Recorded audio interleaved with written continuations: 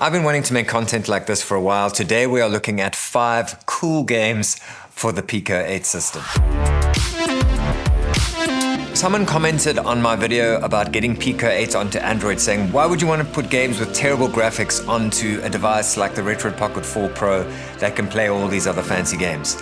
And in the words of the very wise Stubbs, because we can. Today I want to take you on an incredible journey of intrigue and wonder with 5 cool Pico8 games. But first, a word from today's sponsor.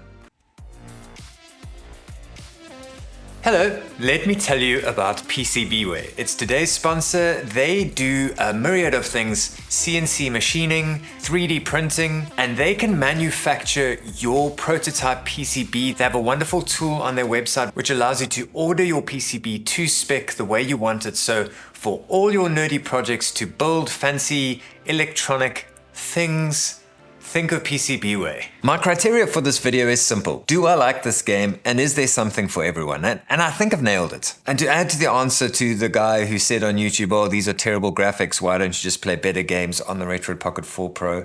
It is because we can, but also there's a low level of commitment, a low barrier of entry, and these games, I just find them super relaxing. A quick plug for my affiliate link in the bottom of the description. This device, if you're looking for the best Pico8 device on the market right now, the RGB30 definitely is the right thing.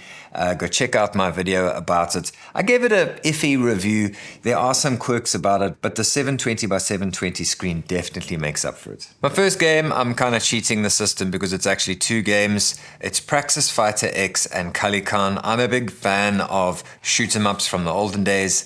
These are very difficult games. Praxis Fighter X has a little intro story, some sort of protest is going on, and I'm guessing you're one of the rebels. I was going to say it's a bit easier to play, but after my little test for this video, I decided that it's actually the more difficult game. It has a ground assault weapon and a normal weapon, but Kalikan has bombs that you can collect, which you can use, and then also if you press and hold, you get a laser which just destroys anything in its path. Kalikan also has really good graphics and a very, very good soundtrack. So after this test, I actually decided Kalikan is the best shoot 'em up on Pico8 right now, so definitely check that one out. Just the overall mechanics of Kalikan with the bombs, with the laser, it really does make it quite playable. Still very difficult, not something that you're going to be playing for hours on end. It's going to be short bursts of playtime. You can also choose your craft. I still haven't unlocked the mysterious Japanese craft, the third craft to select there. So basically you've got the 2 options, the fast one with low armor or the medium speed one with decent armor. Both these shoot 'em ups aren't designed for long gameplay, for short bursts of intense mayhem, and they are excellent. The next one is a puzzle or curiosity game called Marble Merger. I've seen this on other platforms, so it's a copy of a concept. It's a game that you play while you're working through a show on Netflix that is good, but maybe not fully engaging. You know what I mean? Like we are busy watching Monk on Netflix, which is engaging, but sometimes I just need something else to stimulate my brain. Anyway, the game is super simple, kind of Tetris-y. The balloons pop and merge when they are the same color. Where the strategy comes in is the fact that the balloons bounce and they change color sequentially. So you need to plan what color the balloon will turn in relation to the balloons around it, or you might run into trouble. So yeah, this one is super simple and really nice and relaxing to play. Now my puzzle platformer is Feathered Escape. This is a similar concept to Celeste, but instead of a frosty-haired hero, we have a chicken. And there are some pretty complex mechanics for the movement of our beloved chicken, who is threatened by lava, circular saws, spikes, disappearing platforms, and probably more. If you're familiar with Celeste, you know the learning curve can be tricky in the beginning, and mistakes are met with pretty unforgiving consequences. But Feathered Escape is a little bit more forgiving, thanks to the movement of being able to have a little bit of flight as a chicken. So if things get hairy, you can simply float away to safety. I find games like this quite therapeutic. I really found the mechanics of this game that, you know, there's a fast run, the chicken can run up walls in certain circumstances. You have to jump just at the right angle to be able to fly through a gap. The mechanics are really quite sophisticated, but at the same time, I found this game quite therapeutic. Air Delivery is a short RPG. It's got a short story to it. You've got a certain amount of packages to deliver. I can relate quite well to this as a South African because the postal system has collapsed and you have to find everyone's parcels.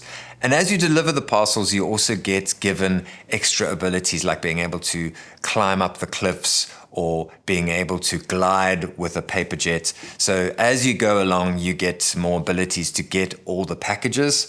I am yet to find the last package, and I can't find who I'm supposed to deliver the package I have currently. So even though it's a short story RPG, it will take you a while to actually finish the game. And then Puzzles of Paladin. I was always a fan of Catrap on the Game Boy.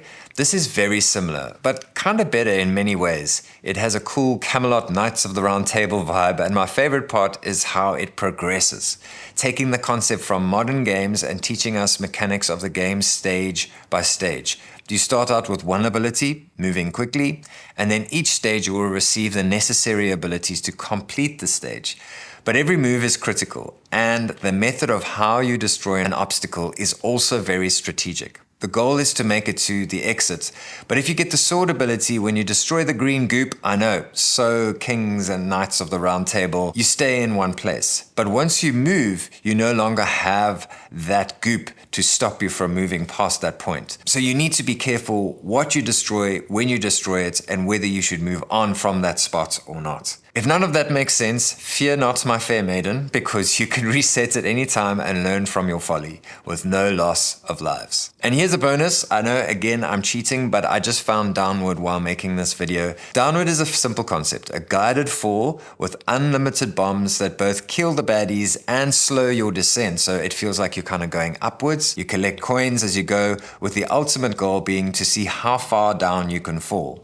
Baddies get more intense as you go deeper, needing to be shot more than once to be killed, and the explosions become more deadly. I love these games that teach you a completely useless skill, yet you feel so accomplished by getting better at them. And to add to the silliness, you get to buy hats at the shop once you've earned some money, which is ridiculous. So those are some Pico8 games that I've been playing over the sort of past year. Downward, I just discovered it's one of the latest releases, and I'm quite enjoying it. Yeah, they seem to get better and better as this platform remains in existence. Check out my other video where I explain how to install it on the RGB30. Thanks for watching. See you in the next one.